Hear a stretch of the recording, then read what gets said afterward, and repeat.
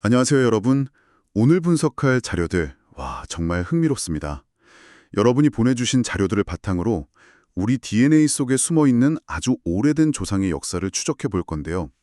그 열쇠가 바로 미토콘드리아 DNA와 Y염색체 DNA입니다. 이번 시간의 목표는 명확해요. 유전자 검사 결과지에서 당신의 하플로 그룹은 O2B입니다. 같은, 암호 같은 말을 보셨을 텐데요. 이게 대체 무슨 뜻인지, 또 이 분석이 우리 가계도에 대해 알려줄 수 있는 것과 절대 알려줄 수 없는 게 뭔지 그 경계를 확실히 짚어보겠습니다. 자, 한번 제대로 파헤쳐 볼까요? 네, 이거 정말 흥미로운 주제죠. 이 두 DNA를 이렇게 상상해 보면 좀 쉬워요. 우리 조상이 세대를 거슬러 올라갈수록 기하급수적으로 늘어나잖아요. 네, 그렇죠. 그 수많은 조상들의 유전 정보는 매 세대마다 뒤섞여서 희석되는데 딱 두 가닥의 유전 정보만큼은 전혀 섞이지 않고 원형 그대로 대대손손 이어져 내려오는 거예요. 섞이지 않고요. 네, 마치 끊어지지 않은 두 개의 실처럼요.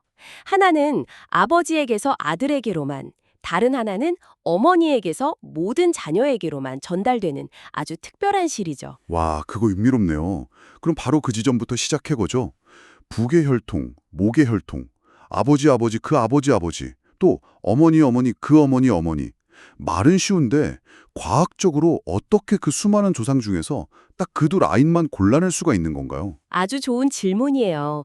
과학이 마법처럼 그 두 라인만 추적할 수 있는 데에는 명확한 생물학적 이유가 있거든요. 먼저 Y염색체, 즉 부계 혈통부터 볼게요.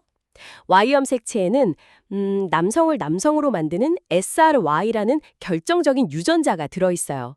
바로 이것 때문에 Y염색체는 구조적으로 아버지에게서 아들에게로만 전달될 수밖에 없는 거죠. 그렇군요. 그럼 딸은 아버지한테서 Y염색체를 아예 받지 않으니까요. 이 연결고리는 남성들 사이에서만 이어진다는 거군요. 마치 가문의 성씨가 대대로 아들에게만 이어지는 것처럼요. 맞아요. 아주 완벽한 비유예요. 여러분이 남성이라면 지금 가지고 있는 Y 염색체는 아버지, 할아버지, 증도 할아버지로부터 조금의 섞임도 없이 그대로 물려받은 유전적 성씨인 셈이죠. 유전적 성씨라. 네. 그래서 이 Y 염색체의 DNA 서열을 분석하면 직계 부계 조상을 아주 정확하게 거슬러 올라갈 수 있는 거고요. 좋습니다. 유전적 성씨는 이해했어요. 그럼 나머지 절반, 모계 혈통은 어떻게 추적하죠? Y염색체 같은 특별한 무언가가 또 있나요? 물론이죠. 모계 혈통의 비밀은 우리 세포의 핵 바깥에 있어요. 핵 바깥에요? 네. 세포 안에는 에너지를 만드는 작은 발전소 같은 기관이 있는데 이걸 미토콘드리아라고 부르거든요. 미토콘드리아. 들어봤어요. 놀랍게도 이 미토콘드리아는 자신만의 고유한 DNA를 따로 가지고 있어요. 세포 핵에 있는 DNA랑은 다른 DNA가 또 있다고요? 네. 그리고 여기서 아주 결정적인 일이 벌어집니다.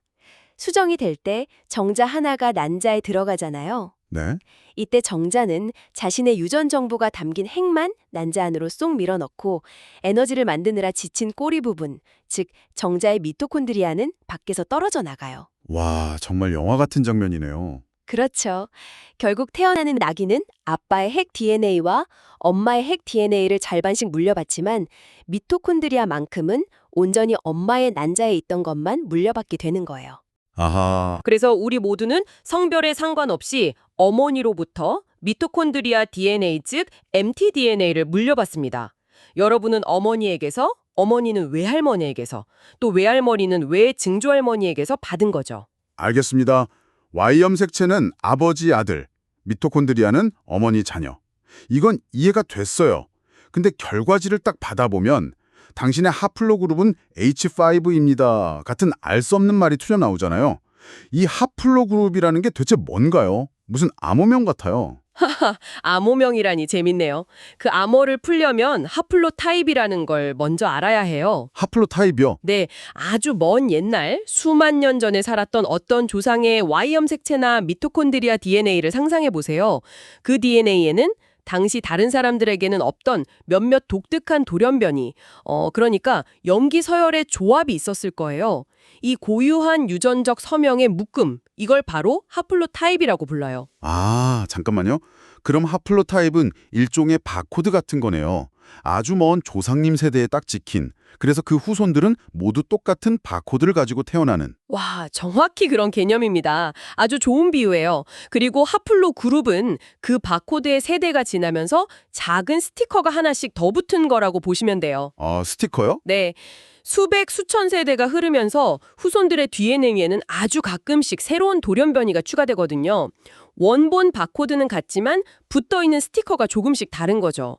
이렇게 공통조상의 원본 바코드를 공유하는 관련된 하플로타입들의 거대한 묶음을 하플로 그룹이라고 부르는 겁니다. 아하, 이제 완벽하게 이해가 되네요. 그럼 제 하플로 그룹은 저를 아주 먼 옛날의 공통조상을 공유하는 거대한 친족 집단에 연결해주는 주소 같은 거군요. 보내주신 자료에도 딱 맞는 예시가 있었죠. 자료 속 화자는 자기 어머니 그리고 자기 딸과 미토콘드리아 하플로 그룹 H5를 공유한데요. 어머니에게서 물려받아서 딸에게 물려줬으니 당연한 결과죠. 맞습니다. 하지만 그 화자의 아버지는 그의 어머니, 즉 친할머니로부터 물려받은 전혀 다른 미토콘드리아 하플로그룹을 가지고 있었을 거예요. 그렇겠네요. 또 Y염색체 하플로그룹은 아버지에게서만 오고요. 이처럼 같은 가족이라도 Y염색체와 미토콘드리아 하플로그룹은 전혀 다른 경로로 전달되는 거죠. 자료에 나온 분처럼 저도 딸이 있는데 제 미토콘드리아 DNA가 제 어머니, 저를 거쳐 제 딸에게 그대로 이어진다고 생각하니 기분이 정말 묘하네요. 수만 년 동안 이어진 여성들의 연결고리 맨 끝에 우리가 있는 거잖아요. 바로 그 감점이 이 분석의 핵심 중 하나입니다. 아주 깊고 아득한 시간과의 연결을 느끼게 해주죠. 네, 이 방법이 특정 혈통을 추적하는 데는 정말 강력해 보여요. 아버지의 아버지, 어머니의 어머니 라인을 명확하게 보여주니까요. 하지만 여기서부터가 진짜 궁금한 점인데요. 이 분석 방법에 아주 큰 함정이 있는 것 같아요. 네, 맞아요. 바로 그 점을 이해하는 것이 이 분석의 결과를 제대로 해석하는 데 가장 중요합니다.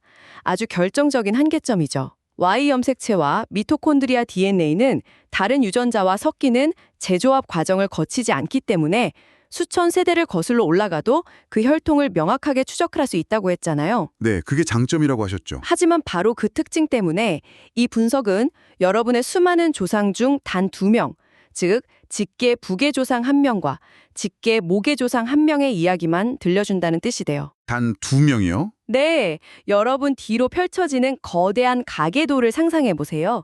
10대만 거슬러 올라가도 조상이 1024명이에요. 20대를 올라가면 100만 명이 넘고요. 이 분석은 그 수많은 조상들로 이루어진 거대한 나무에서 단 2개의 가지만을 따라가는 것과 같아요. 잠깐만요. 자료에 나온 통계를 보고 정말 깜짝 놀랐어요. 이 두 직계 조상에게서 물려받는 Y 염색체와 미토콘드리아 DNA가 우리의 전체 유전 정보의 약 0.1%에 불과하다고요? 0.1%요? 네, 0.1%가 채 안 되죠. 아니 그럼 이 검사는 사실상 제 조상의 99.9%에 대해서는 아무것도 알려주지 않는다는 거잖아요. 이걸 왜 조상 찾기 검사라고 부르는 거죠? 거의 과장 광고 수준 아닌가요? 하하, 그렇게 생각하실 수 있어요. 충분히 합리적인 의문입니다. 바로 그래서 어떤 질문을 던지느냐가 중요한 거예요. 만약 여러분이 나의 3대조 할머니의 여동생의 후손을 찾고 싶다거나 나의 유전자에 스칸디나비아 혈통이 몇 %나 섞여 있을까 같은 질문을 한다면 이 검사는 거의 쓸모가 없어요. 그렇죠. 그런 걸 알고 싶은 사람들이 대부분일 텐데요. 맞아요. 그런 질문에 답을 해주는 건 아버지와 어머니 양쪽 모든 조상에게서 골고루 물려받아 뒤섞인 상염색체 DNA 검사예요. 우리가 보통 유전자 혈통 검사라고 할 때 떠오르는 민족 구성 비율을 알려주는 검사가 바로 그거죠. 아, Y-DNA와 mtDNA 검사는 질문 자체가 다른 거군요. 이건 나의 가까운 친척은 누구인가가 아니라 수만 년 전 인류가 이동하던 그 머나먼 여정에서 나의 직계 조상은 어떤 길을 걸었는가 라는 질문에 답하는 도구입니다. 아, 그러니까 목적이 전혀 다른 거군요. 가까운 가계도를 그리는 도구가 아니라 인류 전체의 역사라는 거대한 지도에 나의 위치를 찍어보는 도구라는 말씀이시네요. 바로 그거예요. 더 큰 그림, 인류 전체의 역사라는 관점에 연결해보면 이 분석의 진정한 힘이 드러납니다. 재조합으로 섞이지 않는다는 특징 덕분에 이 DNA들은 거의 변하지 않은 원형 그대로 수만 년, 심지어 수십만 년 전까지 거슬러 올라갈 수 있어요. 이건 고대 인류의 기나긴 여정을 추적하는 데 있어서 그 어떤 것보다 완벽한 타임캡슐이 되는 거죠. 와, 이건 마치 유전자에 새겨진 타임캡슐을 여는 것 같네요. 자료에서 인류의 아프리카 기원설, 아웃 오브 아프리카 모델이 언급되었는데 교과서에도 나오는 이 유명한 이론도 바로 이 미토콘드리아 DNA 분석에 기반한 건가요? 정확합니다. 과학자들이 바로 이 방법을 썼어요. 전 세계 각지에 사는 현대인들의 미토콘드리아 DNA 하플로그룹을 엄청나게 많이 수집하고 분석한 거죠. 그랬더니 가장 오래되고 유전적으로 다양한 하플로그룹들이 예외 없이 아프리카 대륙의 사람들에게서만 발견되는 거예요. 다른 대륙에서는 발견되지 않고요. 네. 그리고 아프리카 바깥의 모든 하플로그룹은 아프리카의 특정 하플로그룹에서 갈라져 나온 후손이라는 게 밝혀졌죠. 그리고 돌연변이가 쌓이는 속도를 계산하는 분자시계라는 기법을 사용해서 언제쯤 아프리카를 떠났는지, 어떤 경로로 아시아로 유럽으로 커져나갔는지 그 거대한 지도를 그려낼 수 있었어요. 정말 대단하네요. 유전자로 인류의 역사를 복원한 거군요. 아메리카 대륙 정착에 대한 예시도 아주 구체적이었어요. 네, 그건 정말 유전하기 역사를 다시 쓴 대표적인 사례죠.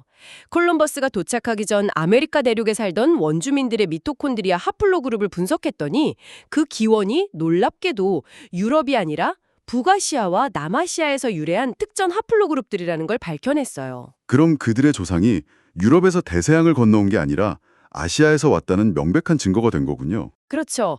마지막 빙하기 때 해수면이 낮아져 아시아와 북미 대륙이 베링 육교라는 땅으로 연결되었을 때 그 길을 건너 아메리카로 이주했다는 가설을 유전학적으로 명확히 증명한 겁니다. 역사 기록이 없는 아주 먼 과거의 일을 DNA가 생생하게 증언해 준 셈이죠. 자, 그럼 이 모든 것이 여러분에게 무엇을 의미할까요? 정리를 좀 해보죠. Y 염색체와 미토콘드리아 DNA는 여러분을 아주 먼 과거의 단 한 명의 북의 조상과 단 한 명의 목의 조상에게 직접 연결해주는 두 가닥의 실과 같아요. 맞아요. 그 두 가닥의 실이 여러분의 복잡하고 풍성한 가계도를 모두 채워주지는 못하지만 대신 인류 전체가 아프리카를 떠나 전 세계로 퍼져나가며 걸어온 그 위대한 여정에 여러분을 연결해주는 아주 특별한 고리가 되어주죠. 결국 어떤 유전학적 도구를 사용하느냐에 따라 우리가 얻을 수 있는 답이 완전히 달라진다는 걸 보여주네요. 나의 민족 구성 비율이나 숨겨진 사촌을 찾고 싶다면 모든 조상의 유전자가 뒤섞인 상염색체 DNA 분석을 들여다봐야 하고요. 하지만 수만 년 전 나의 조상이 어떤 경로로 이 대륙에 도착했는지 인류의 깊은 역사와 나의 연결고리를 찾고 싶다면 바로 이 Y염색체와 미토콘드리아 DNA가 그 장대한 이야기를 들려줄 겁니다. 서로 다른 질문에 대한 다른 답인 거죠. 그리고 이 분석은 여러분에게 생각해 볼 만한 마지막 질문을 던지는 것 같아요. 여러분의 전체 유전 정보 중 0.1%도 안 되는 이 작은 조각, 이 두 개의 실타래만으로 인류의 지구 전체에 걸친 대이동 경로라는 거대한 서사를 그릴 수 있었습니다. 오늘 살펴본 자료는 그 다음 단계, 즉 전체 게놈 서열 분석을 암시하고 있는데요. 만약 이 작은 조각들이 이렇게 거대한 인류의 이야기를 들려준다면 나머지 99.9%, 여러분의 완전한 유전자 지도 속에는 여러분 개인의 건강, 특성, 그리고 잠재력에 대한 또 어떤 놀라운 이야기들이 기록되어 있을까요?